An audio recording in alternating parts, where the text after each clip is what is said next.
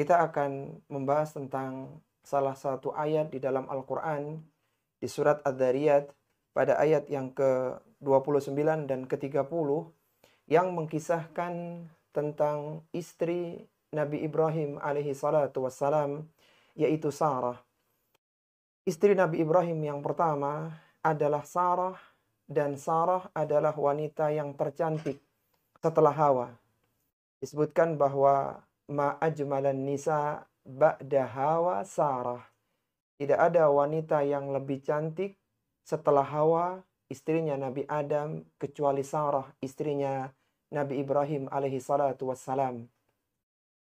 Ketika Nabi Ibrahim dan istrinya Sarah berada di Palestina, dan saat itu terjadi kemarau panjang yang menuntut mereka berdua untuk berhijrah ke Mesir agar mereka bisa bertahan hidup.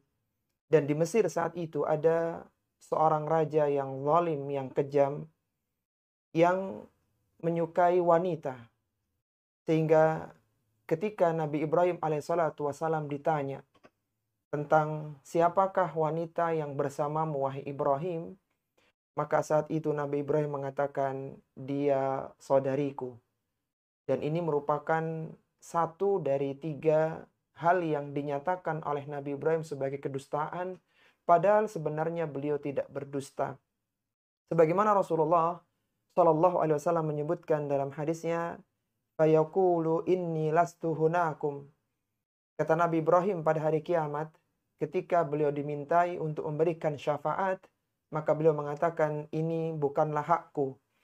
Inni kadzabtu fil islami thalatha kadzibatin. Aku telah berdusta di dalam Islam dengan 3 kedustaan, kata Nabi Ibrahim. Wa dzakara minha, dan diantaranya qauluhu limra'atihi hina ata 'alal malik ukhti. Itu perkataan Nabi Ibrahim ketika ditanya oleh raja yang kejam, yang zalim di Mesir saat itu, siapa wanita yang bersamamu? Maka Nabi Ibrahim mengatakan, ukhti, dia saudariku. Memang ketika itu tidak ada orang yang beriman di muka bumi ini kecuali 3 orang saja, yaitu Nabi Ibrahim alaihissalatu wassalam, Sarah istrinya Nabi Ibrahim, dan Nabi Lut alaihi wassalatu wassalam.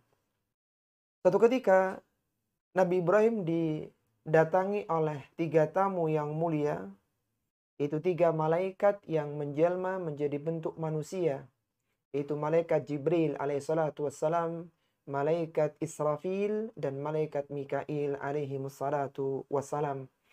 Mereka datang ke rumahnya Nabi Ibrahim alaihi salatu wassalam dan mengucapkan salam kepada Nabi Ibrahim. Nabi Ibrahim pun menjawab salam mereka, dan Nabi Ibrahim akhirnya menyiapkan hidangan untuk tamu-tamu yang mulia tersebut. Nabi Ibrahim menyembelih seekor anak sapi yang gemuk, dipanggang anak sapi itu agar airnya ini lebih kering ya, dan lebih lezat rasanya.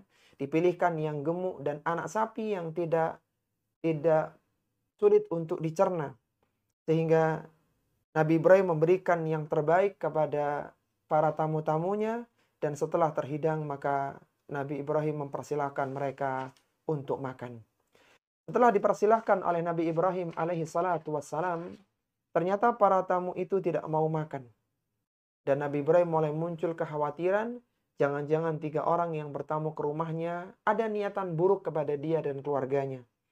Maka malaikat itu mengatakan, la takhaf, janganlah engkau takut wahai Ibrahim, karena sungguhnya kami adalah para malaikat yang tidak makan, yang tidak minum, dan kami datang ke sini untuk memberikan kabar gembira bahwa sebentar lagi Sarah istrimu akan memiliki anak laki-laki yang memiliki banyak ilmu, yaitu Ishak.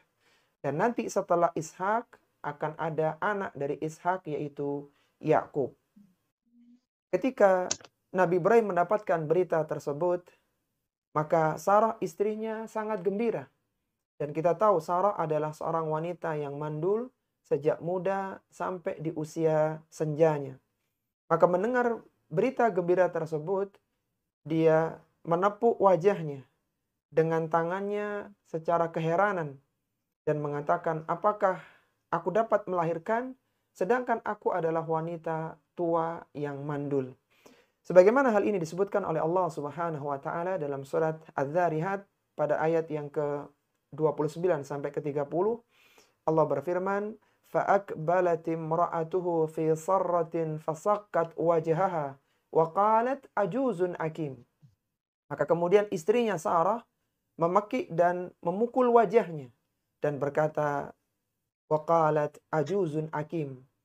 Aku adalah seorang wanita yang tua dan mandul. Qalu kadzalika qala rabbuki innahu huwal hakimul alim. Maka malaikat itu menjawab, demikianlah Rabbmu berfirman, sesungguhnya dia maha bijaksana, lagi maha mengetahui. Tua dan mandul merupakan penghalang bagi istri Nabi Ibrahim untuk memiliki keturunan. Bahkan saat itu Nabi Ibrahim sudah berusia senja. Sebagaimana Allah Subhanahu wa taala menyebutkan dalam ayat yang lainnya, qalat ya wailata a'alidu wa ana ajuzun wa hadza ba'li syaikha inna hadza la syai'un ajib. Disebutkan oleh Allah dalam ayat yang lainnya bahwasanya Sarah mengatakan, sungguh mengherankan, apakah aku akan melahirkan sedangkan aku adalah wanita yang tua, wa hadza ba'li syaikha, dan suamiku sudah seorang yang sepuh, yang senja usianya. Inna hadza la syai'un ajib. Sesungguhnya ini adalah perkara yang benar-benar mengherankan. Maka ketika kejadian itu Sarah berusia 99 tahun dan Nabi Ibrahim berusia 100 tahun. Dan jarak antara kabar gembira yang diberikan oleh malaikat kepada Nabi Ibrahim dan keluarganya, kepada Nabi Ibrahim dan Sarah, itu dengan kelahiran Ishak berjarak 1 tahun. Jadi waktu itu Sarah berusia 100 tahun, sedangkan Nabi Ibrahim berusia 101 tahun dan lahirlah Ishak saat itu. Adapun jarak antara lahirnya Ishak dengan lahirnya Nabi Ismail dari istri Nabi Ibrahim yang kedua yaitu Hajar berjarak 14 tahun.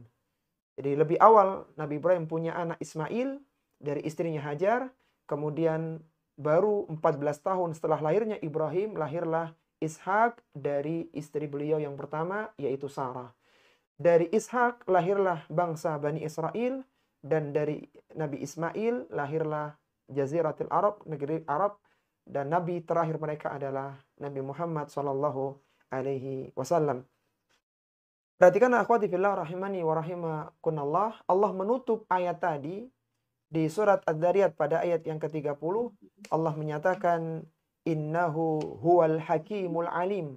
Sesungguhnya Allah maha bijaksana dan Allah maha mengetahui. Allah mendahulukan kata al-hakim daripada al-alim. Innahu huwal hakimul alim. Ini menunjukkan bahwasannya Allah yang menjadikan Sarah baru memiliki keturunan di usia senjanya itu dengan hikmah yang sangat mendalam. Dan Allah Subhanahu wa taala Maha mengetahui. Artinya hikmah lebih dulu daripada al-alim, daripada sifat alim bagi Allah Subhanahu wa taala. Sehingga hikmahnya sangat mendalam mengapa Sarah baru memiliki keturunan di usia senjanya, dan itu lebih dulu daripada al-ilmu. Dan penyebutan Asmaul Husna di akhir ayat akan mempengaruhi hukum dari ayat tersebut.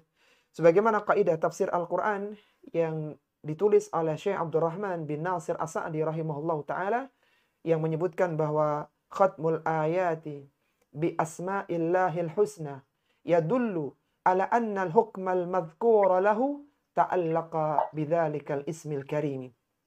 Kata Syekh As-Sa'di rahimahullahu ta'ala dalam Al-Qawaidul Hisan al-muta'alliqah bitafsiril Quran, beliau menyebutkan bahwasannya menutup ayat dengan Asmaul Husna, maka yadullu ala annal hukmal madhkura lahu ta'allaqa bidzalikal ismil karim. Menunjukkan bahwasannya hukum dari ayat itu berkaitan dengan Asmaul Husna yang disebutkan di akhirnya. Ketika Allah menyebutkan innahu huwal hakimul alim, maka menjadikan Sarah berketurunan di usia senjanya itu dengan hikmah yang sangat mendalam, dengan faedah yang sangat besar, dan semuanya berjalan di atas ilmu Allah Subhanahu wa ta'ala.